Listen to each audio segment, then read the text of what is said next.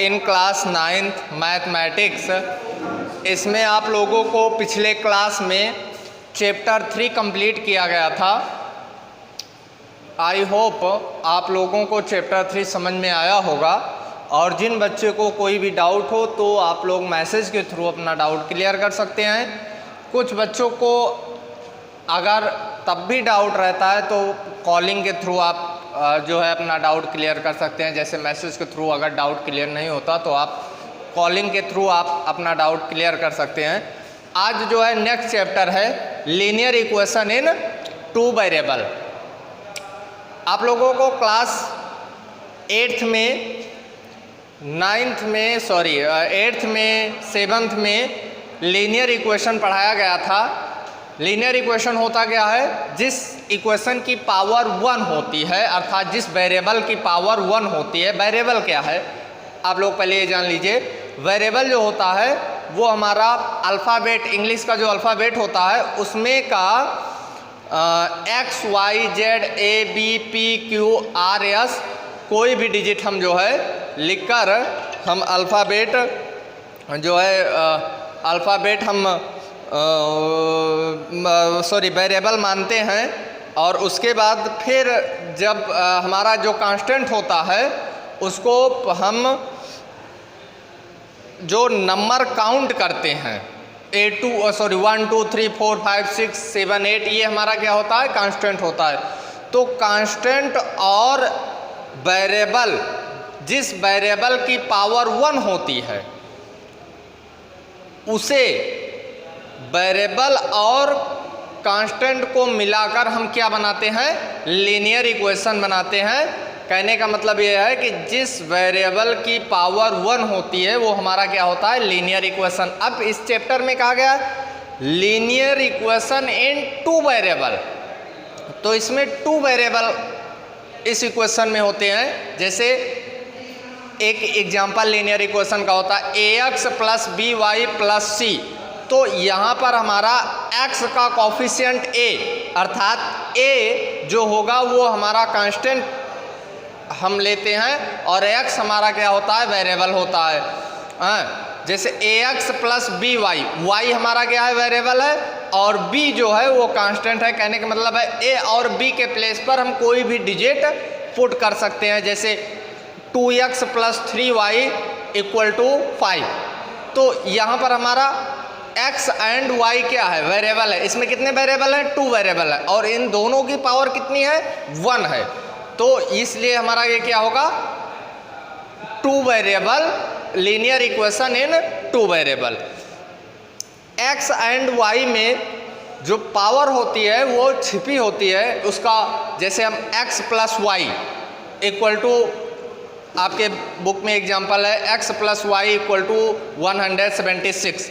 तो ये भी हमारा लीनियर इक्वेशन इन 2 वेरिएबल हुआ। अब इसमें x में x का कॉफिशिएंट भी 1 होता है और x की पावर भी 1 होती है।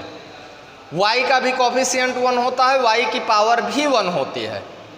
क्योंकि ये लिखा नहीं जाता है, इसका कॉफिशिएंट जो होता है वो 1 होता है। अगर 1 को x से मल्टीप्लाई करते हैं तो क्या होता है, x ही होता है। तो इसी प्रकार ये x + y = 176, ये हमारा क्या है, लीनियर इक्वेशन इन 2 वेरिएबल है। अब हम लोग पहुंचते हैं अपनी एक्सरसाइज पर। एक्सरसाइज 4.1 का क्वेश्चन नंबर 4 ध्यान दीजिए। जो ये आप लोगों को हमने बताया, इसका इंट्रोडक्शन आपके बुक में स्टार्टिंग में ही दिया गया है। आप लोग घर पर बैठ के रीड कर सकते हैं। लीनियर इक्वेशन का भी दिया गया है। ये हमारे पास जो है इसकी PDF है। इसमें जो है प्रिंट थोड़ा सा मिस्टेक है, आप लोग अपने बुक में रीड करिएगा, समझ में आ जाएगा।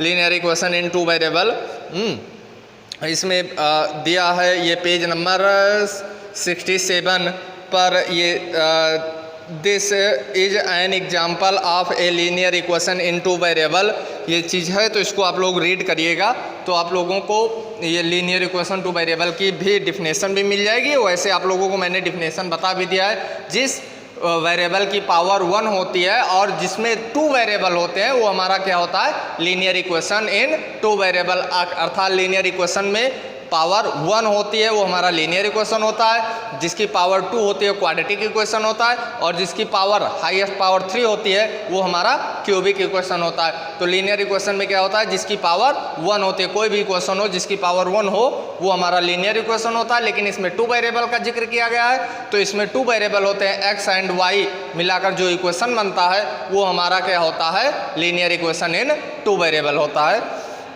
इस एक्सरसाइज का पहला क्वेश्चन जो है इसमें हम आप लोगों को पढ़ रहे हैं, the cost of a notebook is twice the cost of a pen, write a linear equation in 2 variable to represent this statement.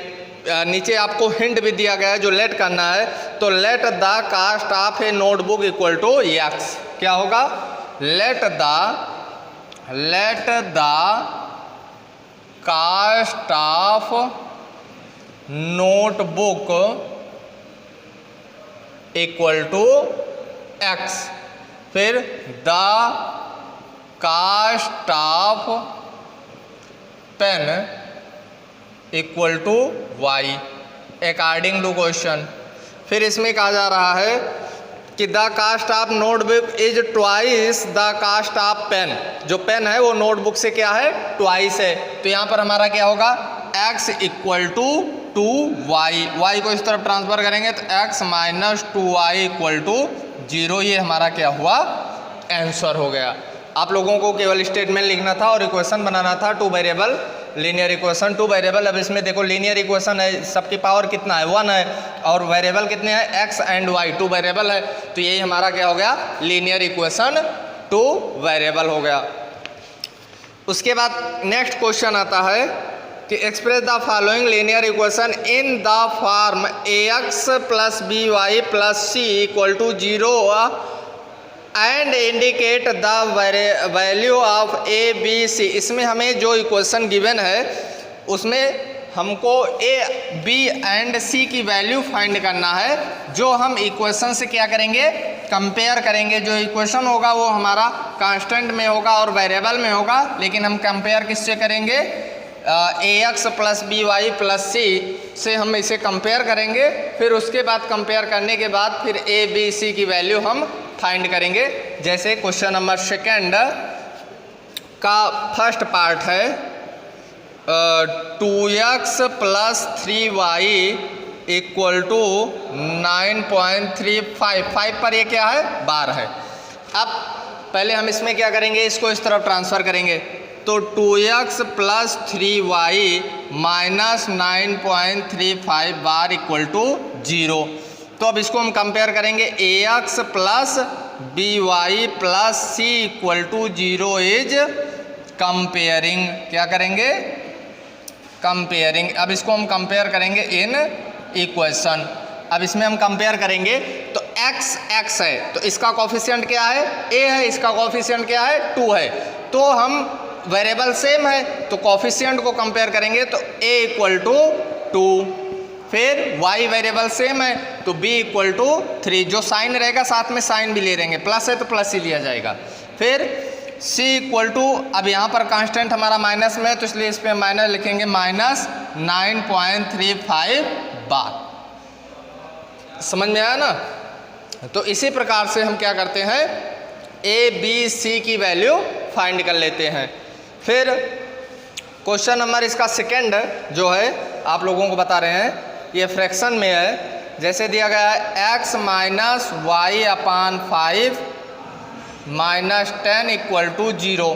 तो यहाँ पर हमारा क्या होता है, इसको कंपेयर करेंगे तो ax plus B Y plus C equal to 0 is comparing in equation. तो यहाँ पर हमारा कोफिशिएंट इसका क्या है, a है, और इसका कोफिशिएंट अभी मैंने बताया ना कि इसका कोफिशिएंट क्या है, छिपा है, 1 है। तो यहाँ पर a इक्वल टू क्या होगा, 1। अब जैसे y अपान 5 को हम लिख सकते हैं 1 अपान 5 इंटू वाई, a हमारा न्यूमरेटर से मल्टीप्लाई हो जाएगा तो क्या हो जाएगा, y अपान 5। तो b का कोफिशिएंट क्या होगा, b का कोफिशिएंट होगा माइनस 1 अपान 5 एंड c का कांस्टेंट हमारा क्या होगा, माइनस 10। आया ना समझ में इतना। अगर जिन बच्चों को नहीं आया है समझ में, वो मैसेज के थ्रू आगे की जानकारी ले सकता है, वो आप लोगों को उसका आंसर दिया जाएगा। और एक इसका एक पार्ट और आप लोगों को हम बता दे रहे हैं, बाकी जो पार्ट बचते हैं वो होमवर्क रहेगा। इसमें 8 पार्ट हैं और जिसमें से आप लोगों को 3 पार्ट बताया जाएगा, 5 पार्ट होमवर्क रहेंगे। केवल इसमें आप लोगों को कंपेयर ही करना है इक्वेशन को, जिसमें हमें ए और बी सी की वैल्यू फाइंड करना है। जैसे इसमें का एक है क्वेश्चन नंबर 6 पार्ट 6 में है 3x + 2 = 0। ध्यान दीजिए, यहाँ पर वेरिएबल कितना है 1, अर्थात इसमें का y वेरिएबल जो है वो इस इक्वेशन में गिवन नहीं है, तो इसमें हम y वेरिएबल इंक्लूड कर सकते हैं। इस क्वेश्चन को हम अपने जिससे कंपेयर करते हैं उसके रूप में कन्वर्ट करेंगे। वो कैसे? जैसे इसको हम इस प्रकार भी लिख सकते हैं 3x + 0y। यहाँ y का क्या होगा कोफिशिएंट 0 होगा। अगर 0 से हम इसे मल्टीप्लाई करते हैं तो यहाँ पर हमारा क्या हो जाएगा 0 हो जाएगा, +2 = 0। अब यहाँ पर हमारा वेरिएबल y भी आ गया ना। अब इसको हम कंपेयर करेंगे तो ax + by + c = 0 is comparing in equation. तो यहाँ पर हमारा क्या होगा a = 3, b = 0, c = 2। यही हमारा क्या हुआ a b c की वैल्यू फाइंड हो गई। अब इसी प्रकार आप लोग क्वेश्चन नंबर 1 में केवल एक ही पार्ट था, उसको आप लोगों को बता दिया गया है। क्वेश्चन नंबर 2 में 8 पार्ट हैं, जिसमें से आप लोगों को 3 पार्ट बताया गया है और बाकी के 5 पार्ट होमवर्क रहेंगे। ये आप लोग कंप्लीट करके आइएगा।